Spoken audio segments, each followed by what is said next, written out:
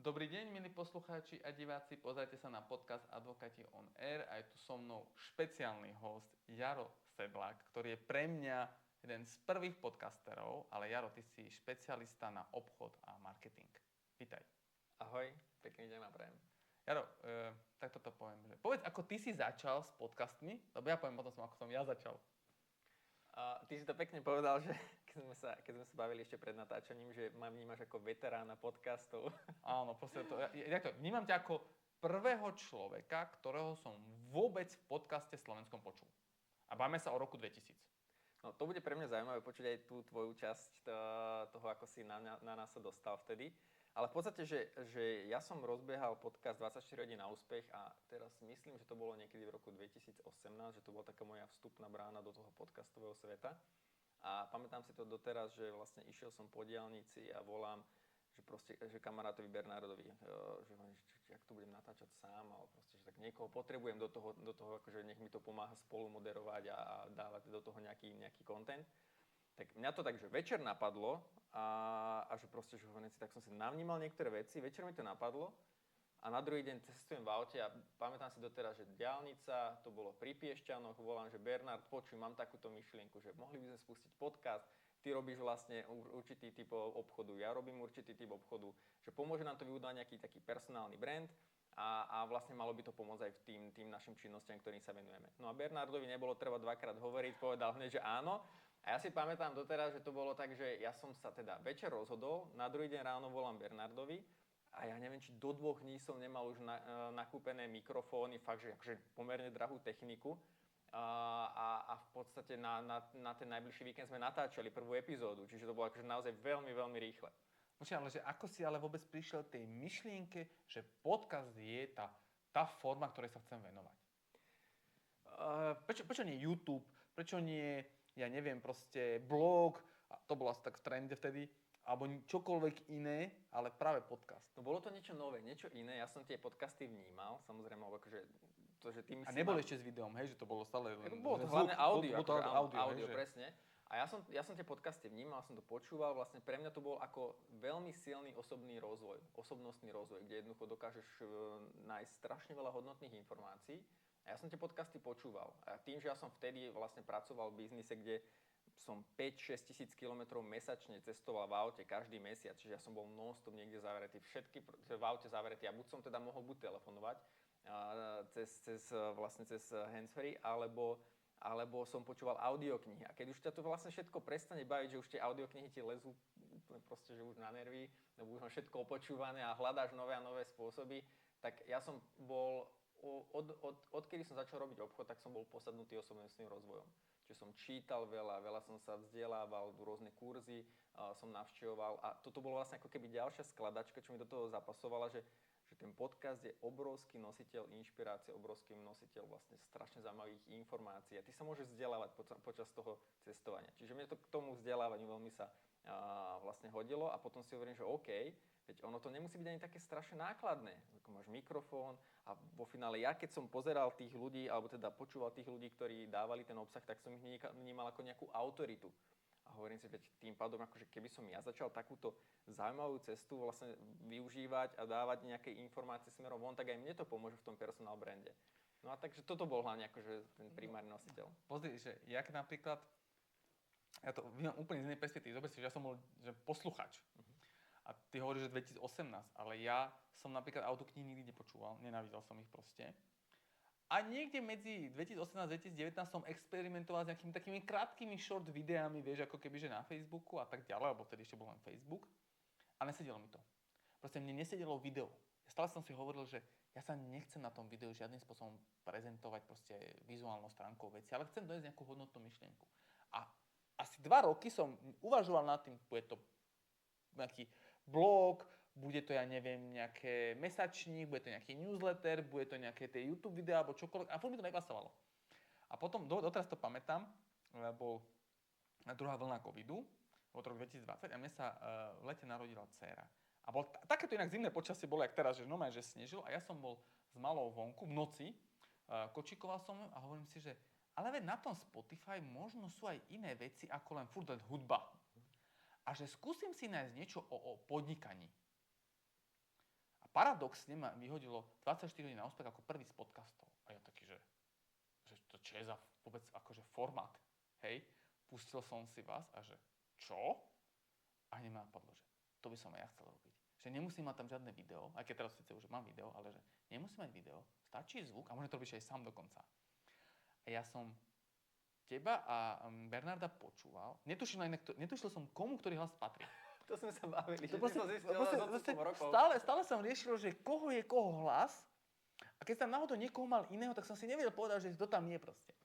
A hovorím si, že a ja som, v tom, jak som kočikoval tú malú, asi som kočikoval nejak, neviem, pol roka alebo koľko, proste na každej prechádzke som vás počúval. Na každej. Dokonca som manželke hovoril, idem kočikovať, na čo? Chceš počúvať podcasty? Že hej. Ale ja som väčšinou bol blbec, že ja som to počúval v rýchlosti 1,0, normálne v klasickej rýchlosti. A potom mi kamoš hovorí, že počkaj, jak to stíhaš vlastne to všetko počúvať? A ja, že normálne, a on, že a to si nezrýchliš? A ja, že tam je aj zrýchlenie? Takže ja som asi 50% podcastov, čo ste vtedy mali, počul v normálnej rýchlosti. Potom som prešiel na 1,2, 1,5, 1,7. Ale ja som vypočul všetky podcasty, ktoré 24 hodín na úspech malo. No, tak to je naozaj veľmi pekné, že ja som sa vlastne s tebou stretol, ja neviem, už v ktorom roku, a ty si mi tieto príbehy akože hovoril, že ako si sa k nám dostala, pre mňa to bolo zaujímavé. Ja neviem, či si dobre spomínam, ty si hovoril ešte, že si nevedel tie hlasy teda priedeliť, ale že potom si ako keby v hlave nejaký ten pattern tam dal, ale že si dal opačne. Áno, bolo to opačne. Že ja mám Bernardov hlas a opačne. Mne sa k tvojej fotke hodil jeho hlas. V tej fotke si vraj. Áno, a k tvári sa mi hodil tvoj hlas. A furt som si hovoril, a potom som bol prekvapený, keď som si, že počkaj, on má ten druhý hlas. Teraz prenaučiť sa, hej. Hej, lebo vy ste vlastne ako keby, že vy povedali svoje meno, ale na tej fotke nebolo to meno k tomu tej tvári. My sme ani nejako vtedy nebustovali sociálne siete, alebo že by v podstate sme robili nejaké krátke videá k tomu a že by si vedel si nás potom priradiť, alebo naozaj my sme išli čisto tou audio stránkou. A potom sme to samozrejme rozširovali, začali sme nejaké sociálne siete, nejaké krátke videá. Neskôr už potom ja som prešiel vlastne aj keď už som mal ten formát sám, tak na YouTube, ale chápem, že to mohlo byť zmetočné na začiatku. Počkaj, ale keď zoberieš, že reálne v tom čase, keď si dal vyhľadať niečo, tam nevyhodilo, ja som myslel anglické veci počúvať, a tam nevyhodilo nič iného okrem vás a ešte jedného podcastera, ktorý mal monológy. Že on mal nejaké svoje skúsenosti a tie prezentoval. Ale vy dvaja, pre mňa, ja si to tak aj stále myslím, že bolo, že v tom roku ste boli medzi prvými 3 alebo 2 ľuďmi, proste, ktorí vôbec vydávali niečo pre biznis a dávalo to zmysel. No, lebo vieš, tam bolo cítiť, že tí chalani vedia, o čom rozprávajú. A že tomu nie z Bratislavy, hej, že ako takto zvedáme, že nebol to tvorené v Bratislave, kde človek očakával, že všetko sa deje v Bratislave. Bolo sa Trenčine, hej, že ako... Trenčine, počuť, keby si videl, takto, že ja nemám to kvantifikované, že koľko ľudí vtedy nás vydávalo podcasty, ale určite akože to nebolo nejaké masové číslo, ale akože určite som nebol, že prvý alebo niečo takéto. Je možné, že v rámci tej kategórie, že do toho biznisu a obchod, tak akože tam toho bolo malinko vtedy. On sa to totiž to prepáč, že v tom Spotify prelinalo s marketingom. Áno. Biznis a marketing boli v jednej tej kategórii. Tam sa nedalo ani navoliť, že by si chcel niečo iné. A tam vás vyhadzovalo furt, že buď aj na marketing tam boli nejaké tipy, jak robiť a obchod. A jak uzatvárať obchody. Takže to bolo... Áno, to je prepojené. Ale to bolo jediná vec, ešte dokonca 24 hodín na úspech, že proste akože mal to dobre to znelo. Ako za tým je strašne veľa príbehov, že ako vznikal ten názov, alebo keď hovoríš, že v Trenčine, tak ako my sme nakúpili teda tie mikrofóny a natáčali sme, že prvé epizódy tak pri takom malom konferenčnom stolíku, my sme si to celé napísali, viac menej od slova do slova takmer, a sme boli strašne nervózni, vieš, ten prejav bol veľmi neprirodzený. A to je napríklad jedna z veľkých síl podcastu, že ty keď robíš nejaký podcast, ktorý, povedzme biznisový, ktorý nereflektuje na aktuálne témy, že vlastne to, čo sa stalo včera, predvčerom, ale vlastne riešiš veci, ktoré sú dlhodobo platnosti, tak tí ľudia, tí tvoji poslucháči sa k tým epizódám vedia dostať vlastne aj spätne po roku a stále to môže byť pre nich zaujímavý zdroj inšpirácie. A my sme vlastne tieto prvé epizódy, ktoré boli fakt, že veľmi nekvalitné, mali sme pomerne drahé mikrofóny, ale všetko ostatné bolo nezvládnuté. Od nášho prejavu cez akustiku, my sme tam mali extrémnu ozvenu, to bolo hrozné proste. No a vlastne my, keď sme sa teraz odstupom času po 3 rokoch dozvedeli, po 4 rokoch som si robil jednu štatistiku, že ja som veľmi na také dáta, že pozerám si čísla a vyhodnocujem ich veľmi rád, tak ja som zistil, že vlastne po 4 rokoch prvé 4 epizódy, ktoré sme nahrali len za jeden víkend možno, tak prvé 4 epizódy mali po 4 rokoch stále, že 1000 vypočutí po 4 rokoch, vlastne v tom danom roku. Áno. Čo bolo pre mňa, že ľudia ešte stále teraz počúvajú tak nekvalitné nahrávky, za ktoré my sme sa ešte vo finále hanbili, ale hovorím, pohode, je to nejaký vývoj, že aspoň vidíš, ako sa to celé posúva. A keď hovoríš o tom vývoji, tak ja som potom zaznamenal a bol som ako keby, že taký, že milo prekvapený v tom, keď si tam prišiel s tým formátom tých príbehov, takých tých rozprávaných hercami, ty to lepšie asi pomenuješ. No, my sme spustili čo formát, vlastne príbehy podnikateľov. Áno, ale to bolo, počkaj, to normálne, keď som počúval, si hovorím, že toto keď budú robiť, akože ja neviem, nič nepočul, len toto, lebo to bolo normálne, keby si počúval film, ale iba v audiu.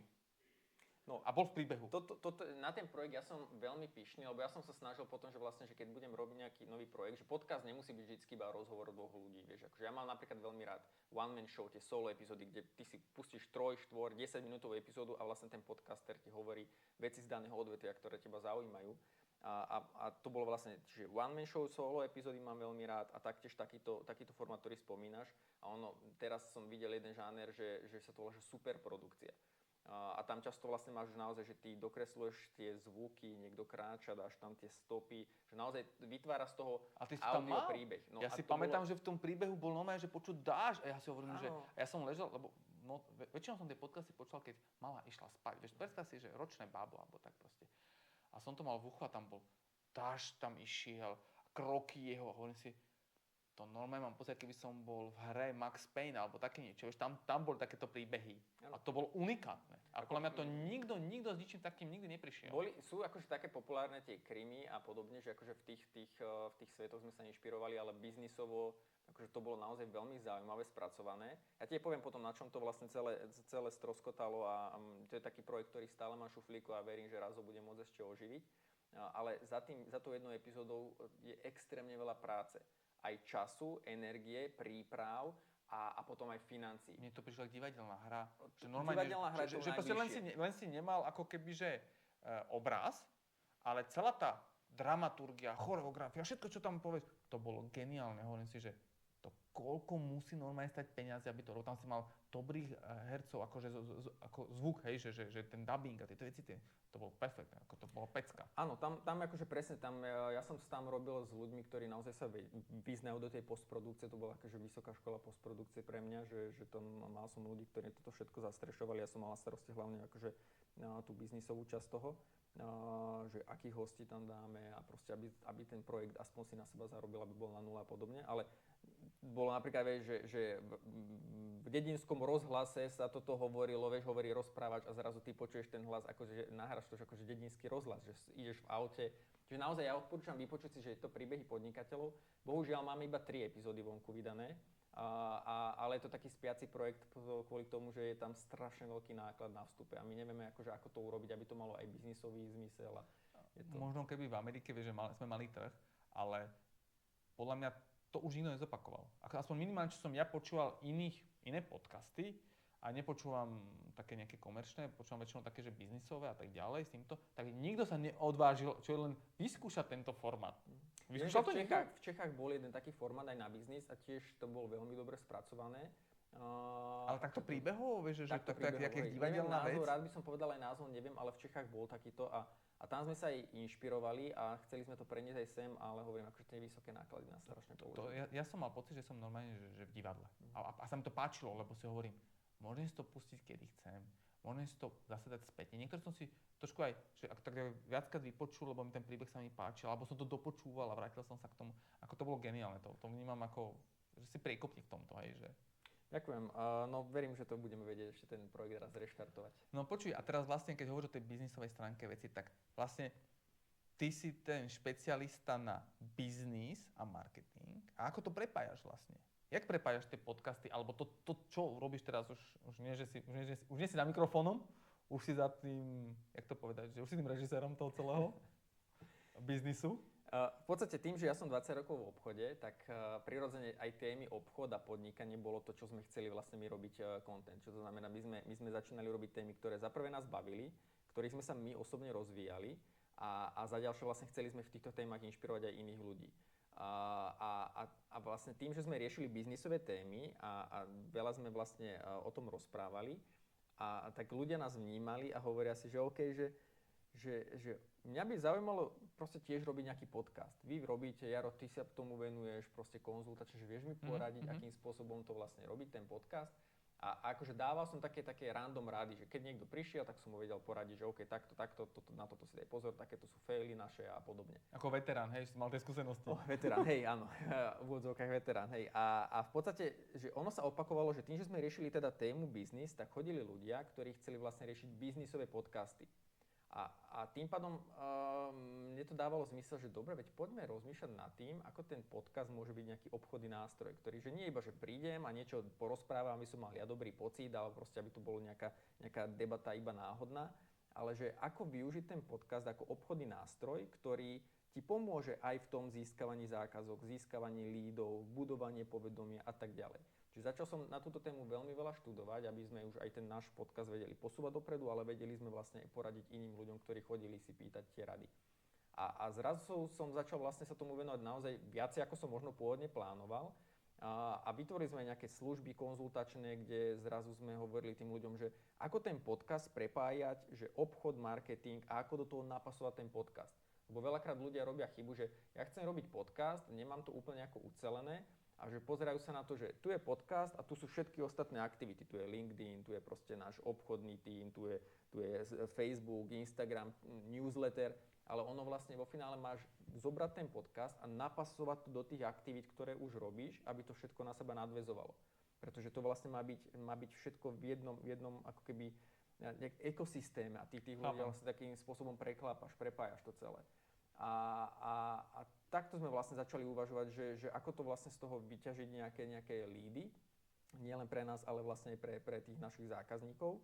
A vo finále tak hľadáš rôzne cesty, ako to distribuovať. A tým pádom my sme ako keby postavili si také 3 piliere, že keď niekto prišiel si pýtať radu, tak sme riešili, že OK, aký je tvoj biznisový cieľ s podcastom, že čo ti ten podcast má naplniť, prečo ho chceš robiť. A toto je veľmi dôležité kvôli tomu, že nie len si povedať nejaké číslo alebo proste nejaké také želanie, ale ide o to, že ty, keď máš dobre zadefinovaný cieľ, tak to je veľmi dôležité, lebo ty voči tomu potom si vyhodnocuješ, že či ten tvoj podcast alebo ten projekt ako taký je úspešný alebo nie. A keď máš dobre zadefinovaný cieľ, tak vlastne tým pádom vieš s tým pracovať oveľa akože strategickejšie. Čiže pýtajme sa, že kvôli čomu chcete ten podcast, čo vám to má pomôcť biznisovo, chcete nové zákazky, chcete budovať povedomie, chcete mať, ja neviem, proste predávať tam reklamu, čokoľvek. Následne sme išli, že dobre, tak máme zadefinovaný cieľ, tak čo je tá druhá vec? Druhý pilier je, že aký typ obsahu tam budete robiť. Ako urobiť nejaký pútavý obsah, hodnotný obsah, aby si odovzdali informáciu, pretože tuto musíme často pracovať s bariérami, že ten človek, aj vlastne chcem robiť nejaký biznisový podcast, ale bojím sa, že odkryjem veľa know-how, že poviem niečo, čo by si tí ľudia mali zaplatiť. A tuto je akože také veľmi jednoduché prirovnanie, že to je, že my sa snažíme tých ľudí vždycky, keď robíme akýkoľvek typ obsahu, či je to podcast, LinkedIn obsah alebo proste čokoľvek, že vy sa musíte zbaviť takej tej tajúplnosti. Že ty musíš proste ísť s tou kožou na trh, ak nedávaš nejaké údaje pod NDAčkou von, to proste že neboj sa odkryť časť toho tvojho know-how a ukáže, v čom si odborník. A to urobíš tým nie, že ja budem hovoriť, aký som dobrý a aký proste, čo vám všetko viem poradiť, ale dávam tú informačnú hodnotu aj zadarmo von. A tí ľudia vlastne potom mi začnú dôverovať a sú ochotnejší si zaplatiť za nejakú službu. Čiže druhý pilier je to, že aký obsah, ako urobiť hodnotný obsah, aké témy, ako ich spracovať a tak ďalej, a tak ďalej. A tretí pilier je, že a tuto veľa tých podcastov zlyháva, to je tá distribúcia. Lebo ty sa narobíš na tej epizóde ako blázon, ty proste venuješ tam čas, energiu, rozmýšľaš, ako to proste spraviť zaujímavo, dávaš do toho možno aj nemalé peniaze, keď si to dávaš nejako outsourcovať nejakú časť a podobne. A veľa ľudí myslí, že OK, tak ja tu vydám epizódu, dám ju niekde von, že priatelia, tu je nový podcast na túto tému a že všetci sa zbláznia, že pôjdu počúvať ten podcast. No, nepôjdu. Čiže ide o to, že ako robiť tú distribúciu, aby si zvýšil počúvanosť, aby si zvýšil vlastne to, že sa to dostane k tým správnym ľuďom, a nemyslím teraz iba kvantifikovať, že veľa ľuďom, ale tým správnym ľuďom, A potom vlastne, keď to je všetko to poprepájané, že robíš dobrý obsah, máš nejakú definovanú cieľovku, máš zadefinovaný cieľ biznisový s tým podcastom a riešiš aj tú distribúciu, tak ti to môže generovať aj lídy. No, ty si povedal 3 kľúčové veci, ktoré som si ja vlastne až teraz uvedomil. Že ja som vás začal počúvať kvôli obsahu, lebo som sa sám chcel vzdelávať. Potom ste ma vlastne inšpirovali k tomu, že môžem to robiť aj ja, že ja môžem distribuovať nejaké moje poznanie, lebo ono to bolo taký prerod, že ja som učil na ekonomickej univerzite, ale stále mi chýbalo to, že učiť alebo odovzdávať laickej verejnosti proste nejaké informácie správa a nadviazať to na ten COVID. Prvá epizóda je covidová úplne, že kvôli tým opatreniam, čo teraz už by to nemalo žiaden zmysel, hej. A tej som riešil vlastne to, že čo tými opatreniami, aké platia, aké neplatia. A tak sme sa vzdelávali, ale nemali sme ten cieľ. Bolo to len proste vzdelávať laickú verejnosť, aby nerobila chyby, ktoré bežne robia. Takže ja som sa vzdelával od vás a ešte som ďalej chcel vzdelávať. Ale potom ja si myslím, že si prvý z ľudí vôbec na Slovensku, ktorí uvažovali nad tým, že sa dá monetizovať podcast, ešte skôr ako vôbec Spotify monetizoval tieto podcasty, že v rámci nejakej ako keby sledovanosti. Že ty si uvažoval nad tým, ako mi to priniesie lídy a na tom zarobím, a nie na tej platforme, vieš, jak je YouTube, že proste, že ti platí za to, že si videl. Lebo to nebola tá možnosť, tá monetizácia tam nebola. To proste jednoducho, kým Spotify nekúpil podcastera, nekúpil ostatné veci, hej, že nekúpil Anchor a tie ostatné a nedal tam nejaké, že 10 000, musíme asi koľko vypočutí, aby ti vôbec nejaká korunka z nejakej reklamy prišla, neviem, hej. Bez reklam, si začal uvažovať, ako to má prinášať lídy, že ako to má monetizovať vlastne. No a toto si pomenoval veľmi kľúčovú vec, lebo že toto, keď si človek zle vyjasní na začiatku, že čo vlastne mi ten podcast má priniesť, tak môže byť veľké sklamanie. Lebo my zaprvé bavíme sa o tom, že my sme, keď sa bavíme čisto Slovensko, sme veľmi malý trh, kde máš nejaký obmedzený počet ľudí, ktorí ťa môžu počúvať. Dobre, OK, keby sme k tomu pridali, že vie ťa v tom istom jazyku počúvať aj Česká republika, tak máš tu nejaký trh, ale akože tam je zase iný podcasteri a podobne. Češi nám nerozumejú. Čo ti hovorím teraz, nerozumejú. Ide o to, že teraz vlastne ty, keby si išiel do toho, že ako zarábať na podcaste, že ja teda urobím nejakú epizódu a teraz vlastne, že z nejakej reklamy, no akože to nedokážeš úplne jednoducho spraviť, lebo kedy si zaplatíš kedy si niekto u teba napríklad zaplatí reklamu, že ty si niekoho vytipuješ, že proste zaplatím si reklamu, tak riešiš, že koľko máte vzhliadnutí, koľko máte vlastne vypočutí, alebo chceš ísť na nejakú kvantitu. A keď nechce sa baviť o tom, že si privyrobím 100, 200, 300 eur iba tým, že vlastne zaplatí ti niekto reklamu, tak musíš rozmýšľať, že OK, iné spôsoby, lebo keby takýmto spôsobom niekto rozmýšľal, že budem žiť na reklame, tak to je naozaj, že nie pre každého. Sú to nejaké veľké mediálne domy, ktoré vedia vlastne urobiť to aj žiť z reklamy a pomôcť svojmu podcastu, ale to by potom vlastne odpálilo strašne veľa takých malých podnikateľských zámerov podcastových, ako sme my, že ty nikdy nebudeš mať proste podcast, ktorý bude mať 10-20 tisíc vypočutí na jednu epizódu. To je akože nereálne. No, lebo nerobíš tému, hej, nerobíš takú tému, to si vypočuje 10% obyvateľstva, jak v rádiu, hej, že nejaký, ja neviem, dokument alebo čokoľvek s tým spojené. Tak, a teraz vlastne, že toto, keby takto sa pozeral na to každý, tak vlastne veľa podcasterov by nezačalo robiť podcast, pretože ak by vnímali toto ako jedinú formu monetizácie, tak vo finále by... No na Slovensku není. Ja akože, na to, čo mám ja sledovanosť napríklad, tak som čakal, že niekedy možno v budúcnosti mi akože Spotify že euro pošle, hej, že napríklad, ale nemá to odkiaľ zobrať tomto euro. Lebo on čo ti spätplatného ti to nedá. To by musel si normálne, jak funguje na tom režime, jak je ten YouTube, že vlastne áno, niekto má platenú reklamu, tá platená reklama sa ukáže u teba v tvojom podcaste niekde, proste ti tam sa sekne proste nejaká reklama. A vďaka tomu, že niekto zaplatil tú reklamu, dostaneš ty nejakú korunu. Ako keby jak ten podcaster, jak ten vydavateľ. No a toto možno teraz, možno niekedy v budúcnosti bude fungovať, ale v tom čase také niečo neexistovalo na Spotify. No ale smerujem k niečomu inému, že ono aj keby si toto vedel akože urobiť, tak tam je iná vec, že ty povedzme, že máš firmu, ktorá zarába 200, 300, 400 tisícové tržby ročne, že generuješ nejaké revenue. A teraz ty nepôjdeš robiť podcast tým, že aby som vlastne z jednej epizódy získal 100, 200, 300 eur, lebo to ti nedáva ekonomický zmysel. Ale je vôbec tam možnosť tu niekde akože na tých platformách na Slovensku? Chápeš, že... No sú na to platformy, akože ty máš rôzne platformy, ktoré sú už teraz na to určené, akože že za paywallom máš nejakých Hero, alebo teda... Dobre, ale v tom čase nebolo, v tom, keď si vznikal s tým podcastom. Neviem. No ja viem, lebo som to sledoval proste a hovorím si, že... Patreon a podobne, neboli takéto? Dobre, ale to bolo, že vlastne ten Patreon bol, že si tam mal nejakých fanúšikov a tieto ostatné veci. Potom keď sa máme o roku 2000-2001, reálne ani Spotify ešte necielil na podcasty tak veľmi ako... No jasné, ale 2001 sú ešte ani neriešili podcasty. Dobre, ale každopádne smerujem k tomu, že my sme tým pádom začali rozmýšľať... 2021 som mal na mysle, prepáč. Že ako to vlastne môže priniesť biznis, hoci mám napríklad službu, ktorú nebudem ako keby virálne vedieť šíriť. A to bolo o tom, že vlastne ty, keď máš povedzme firmu 200, 300, 400 tisícovú a predávaš nejaké produkty, služby a povedzme, že jedna priemerná objednávka tvoja vychádza 3-4 tisíc eur, tak rozmýšľam, že dobre, veď keď ten podcaster vlastne robí obsah, ktorý ľudia počúvajú a počúva to presne tá tvoja cieľovka, tak ty nemusíš teraz naháňať sa za tým, že musíš mať 1000, 10 000 vypočutí, ale tebe ide o to, že keď to dobre zacieliš a počúvajú to tí tvoji zákazníci potenciálni, tí tvoji potenciálni platiaci klienti, tak keď si mesačne 1, 2, 3 kúpia tvoju službu, tak tebe to oveľa viacej biznisovo pomôže, ako keď budeš sa naháňať za nejakou reklamou iba. No a teraz, keď sa k tomu vrátime späť, že v začiatkoch roku 2018 si hovoril, mňa 2020, nebola napríklad na Spotify tá alternatíva typu, že máš obsah za takým platenou ako keby že bránou, hej? Že jak teraz napríklad, že sú špeciálne edície, že musíš si zaplatiť 5 eur cez Spotify, aby sa dostal.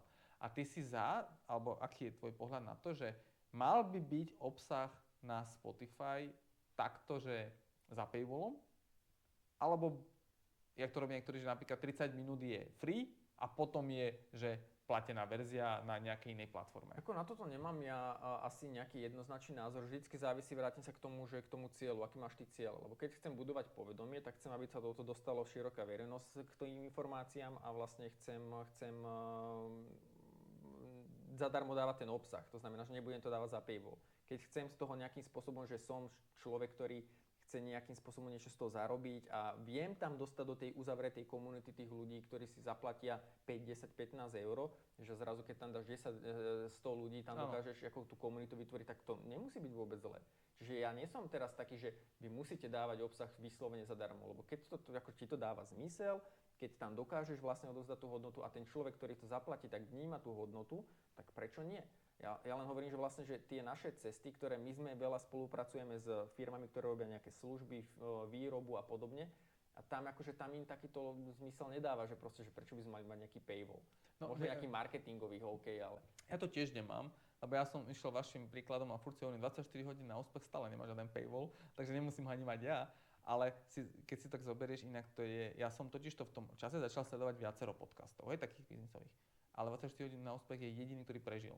Že keď si zoberieš, že kedy vznikol a koľko podcastov pokračuje a naozaj pravidelne vydáva epizódy, tak okrem Finaxu a Manitolku, čo teraz ako keby, že je nejaký akože populárny, tak není podcast. Není podcast, ktorý by tak dlho vydržal. A čo je tá zásluha toho, že tak dlho vydržali na vlastne ako keby, že byť veterí? Neviem, či to bude vlastne že jedna nejaká vec, ktorá sa dá pomenovať. Ako my sme si to vychovávali ako nejaké svoje dieťa, že sme zrazu cítili ako keby aj...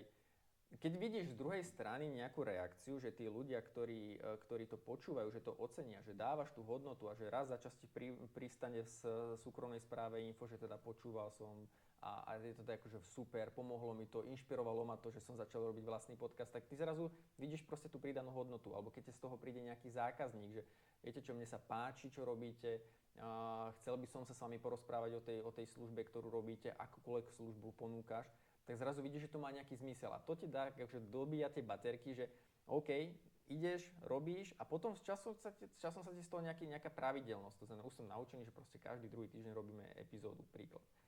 A toto je akože to, čo nám pomohlo ako keby prežiť. A keď ja som potom sa dostal na také rozcestie, že kedy som si povedal, že potrebujem trošku, aby ma ľudia nevnímali iba cez podcast a nevedel som už, akým spôsobom s tým podcastom ďalej z 24 hodín na úspech, tak som začal hľadať niekoho, kto by mohol tú štafetu prebrať. Lebo presne, že ja už som nechcel, aby po 5 rokoch vydávania ten podcast, ktorý už vtedy atakoval nejakých 100 epizód, že aby to vlastne umrelo, že teraz prestali sme vydávať. Tak som začal sa debatovať s nejakými podnikateľmi a našiel som vlastne človeka, kto prebral tú štafetu a potom sa nám aj biznisovo nejaké spolupráce rozbehli vlastne s priateľmi z BizBuilders. takže ten podcast funguje ďalej a dovolím si tvrdiť, že zase Tomáš ako teraz nový autor podcastu ho posunul oveľa ďalej z hľadiska nejakých podnikateľských myšlienok. Čiže keď ja dám svoje ego preč, že akože my sme ten podcast dokázali dostať na nejakú úroveň, potom ja som ten podcast tlačil už sám, že som do toho ešte viacej šlapal, lebo Bernard sa začal venovať vlastne ďalším svojim aktivitám, tak sme to dostali na nejakú úroveň, potom ja som to dostal na nejakú úroveň a už sme narazili na nejaký strop a hovorím si, dobre, tak teraz je zase čas, aby sa to niekde posunulo, aby neumrel ten projekt. Čiže keď dám ja bokom svoje ego, tak zase teraz je ten podcast z hľadiska podnikania akože špička v rámci toho, ako to Tomáš robí. Mne sa na tom vieš čo páči, že vždy tam je tvoj hlas na začiatku. To som minule si to hovoril, že musíme to už zmeniť, lebo Nie, to nemôžeš zmeniť, lebo počkaj, to je taký odkaz na ten začiatok toho celého, na tých takých oldschoolerov, ako som my, čo ťa počúvali a vyrastali na tom. Ja som vyrastal, no poviem, že ja ako tvorca podcastov som vyrastal a ušiel sa na tom, že ty, jak si hovoril, že techniku sme zmenili, mikrofóny sme zmenili. Ja som si hovoril, že tí chalani to niečo robia, musím sa od nich niečo naučiť, pokradnúť nejaké myšlienky a tak ďalej. A potom nejaká zmena novej platformy, hovorím, počkaj, teraz som asi už niečo nestihol, že?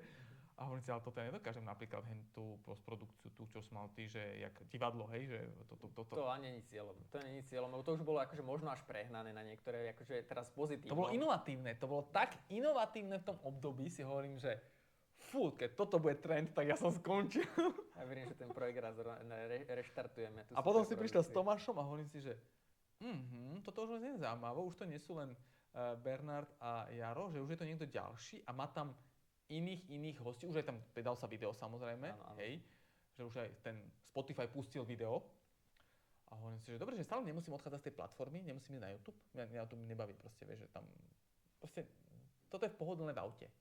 Toto je pohodlné na sluchatkách, toto je pohodlné, že to nežere megabajty, nič, proste jednoducho, proste to pustíš a ide to, môžeš to stiahnuť do toho Spotify, akože to je veľmi jednoduchá vec. A potom si hovorím, že ako to udržať, že ako to udržať, aby to bolo stále zaujímavé. A ty si to vymyslel tak, že vlastne to predal niekomu ďalšiemu, odozdal niekomu ďalšiemu, ktorý to posunul ďalej. A čo ďalej? Čo plánuješ ďalšieho? No, to ešte neviem. Mám niekoľko nápadov, ale ešte k tomu možno teraz, že ty si pomenoval, že, akože, že veľa ľudí počúva ešte to audio, že je to také veľmi flexibilné a to je podľa mňa tá veľká sila, že ty keď chceš svoje know-how, to svoje myšlienky dostať niekde k tej tvojej biznisovej cieľovke, tak tým, že to je audio, ktoré dá si sluchátka, ideš niekde si zacvičiť, zabehať proste, alebo ideš kočíkovať, proste, tak je to super v aute. Tým pádom, že tá tvoja cieľová skupina, keď ju dokážeš nájsť a osloviť, aby si to vôbec pustili, tak má oveľa menšiu zábranu, ako v podstate, že teraz v tejto dobe, posledné roky, že si dober, že bojujeme o pozornosť.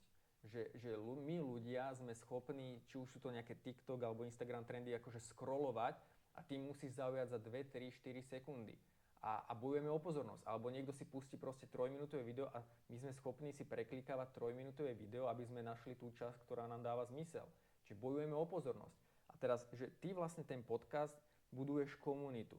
A teraz zober si, že kto si ten podcast pustí, takže venujem ti 30, 40, 50 minút svojho života. Buď to je človek, ktorého veľmi zaujímaš ty ako človek, ako osoba, že niečo od teba dostáva nejakú inšpiráciu. Môže ho veľmi zaujímať ten obsah, to je to ideálny cieľ, že proste, že to, čo hovoríš, mu dáva zmysel. A keď si pustí jednu epizódu, není sklamaný a tým pádom si pustí ďalšiu. To je ideálny ten cieľ.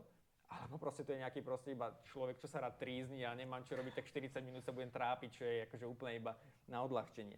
A tým pádom, že ty keď robíš dobrý biznisový obsah, zase máme ten obsah, ten druhý pilier a tá tvoja cieľovka ho vníma, tak prirodzene, keď s tým človekom sa raz stretneš, tak ty máš úplne inú pozíciu v tom jednaní. Už ťa nevníma teraz, že musíš robiť nejaký icebreaking a teda, že o čom a akým spôsobom a predstavovačky, ale on ťa už má navnímaného, že pozná tvoje názory, pozná tvoje myšlienky.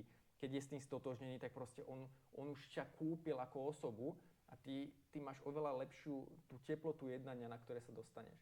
Takže toto je ako podľa mňa strašne silná vec tých podcastov, že akože niekto ti venuje 30-40 minút svojho života a keď mu to dáva hodnotu, tak potom akože je to super. Ja absolútne s tebou súhlasím. Zober si, že vlastne odkedy som zistil, že existujú podcasty, tak ja nepočúvam rádio. Akože ja si myslím, že žiadne rádio nepočúvam kvôli tomu, lebo ja si viem vlastne na tých podcastoch nastaviť, čo chcem v tomto momente počúvať. Čiže nemusím byť nejakým spôsobom viazaný na ten program, ktorý je v tom rádiu. Rádio počujeme v prípade, keď tam so mnou manželka, alebo tá nevydrží tých 1,7 počúvať, že ona, že to je ešte na tom... 1,7 teraz počúvaš? Áno, 1,7. Niektorí, keď sú, vieš to, čisto keď zoberieš, tak niektorí hostia strašne pomaly rozprávajú. A si hovoríš, toto potrebujem zrýchliť. A potom tam máš niektorých hostí, ktorí sú strašne rýchli, takže 1,7 je moc, ale 1,5 je úplný štandard. Hej, že to je úplný tak rád nasávaš informácie.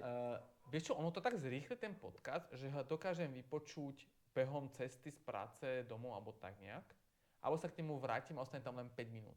Hej, že keď zober si, že ty, jak si hovoril o tej pozornosti, že ja rád tomu napríklad venujem aj hodinu času, ale ten podcast asi bude mať 2 hodiny alebo 1,5 hodinu bude mať. A vieš si predstaviť, že dvojhodinové podcasty, čo sú napríklad ten CEO, The Diary of CEO, tam to niekto dokáže 2 hodiny sedieť pozerať, to je ako keby večerný film.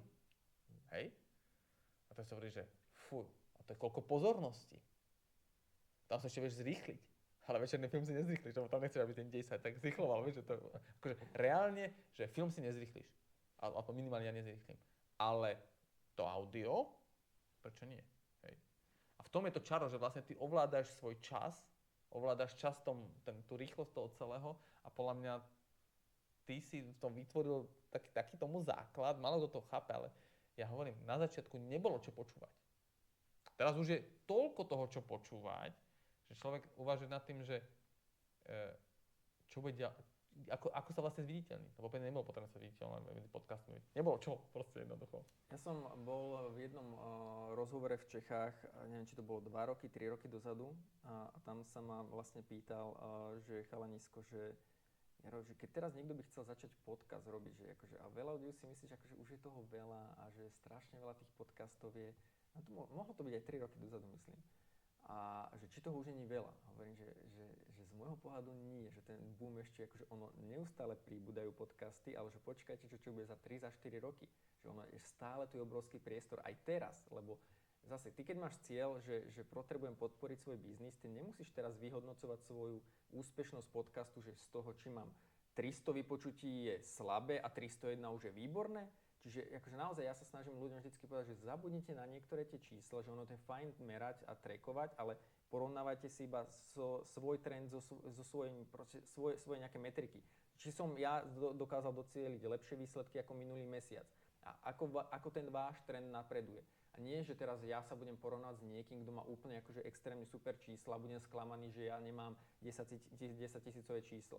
Čiže že ja keď si dobre nadefinujem ten cieľ, tak potom ja môžem byť veľmi spokojný s tým, že mám podcast, ktorý počúva 25 ľudí pravidelných a keď mi to nejakým spôsobom dáva zmysel, a nemusí to byť iba o tom biznise. To môže byť o tom, že proste vytváram nejakú komunitu a som spokojný, mám nejakú odozvu, čiže ja ľudí nabádam k tomu, že tvorte obsah.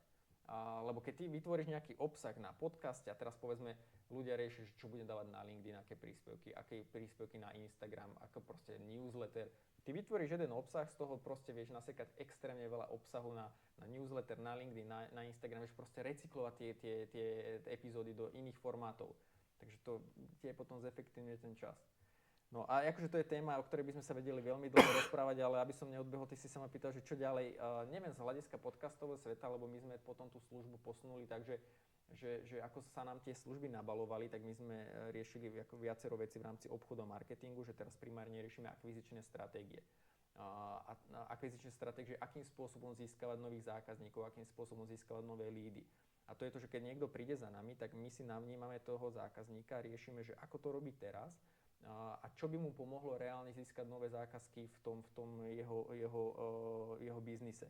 A my mu kreslíme to, že OK, že vy by ste mali robiť tieto aktivity. A niekedy do toho spadne aj podcast.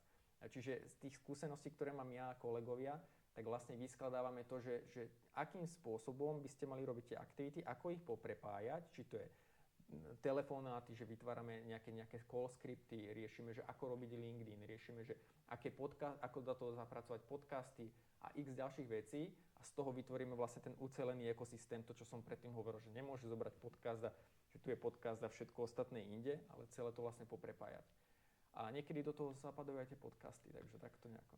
Myslím si, že týmto by sme to uzavreli a mne sa páčili 2 myšlienky, čo si na záver povedal, a to je, že tvorte obsah a keď ho neviete tvoriť, alebo potrebujete na to špecialistu, ktorý vám pomôže s tým, aby ste nastavili nejaký ten mediálny rámec toho celého, nazvem to tak, čo marketingový mediálny rámec, tak ja nevidím iného odborníka ako teba proste na to, lebo ja stále tvrdím, ty to nevnímaš, ja som tak ako keby, že sa teraz stretol, vieš, že fanúšik so svojím vzorom, že na vás som sa naučil a vďaka vám som sa tak posunul.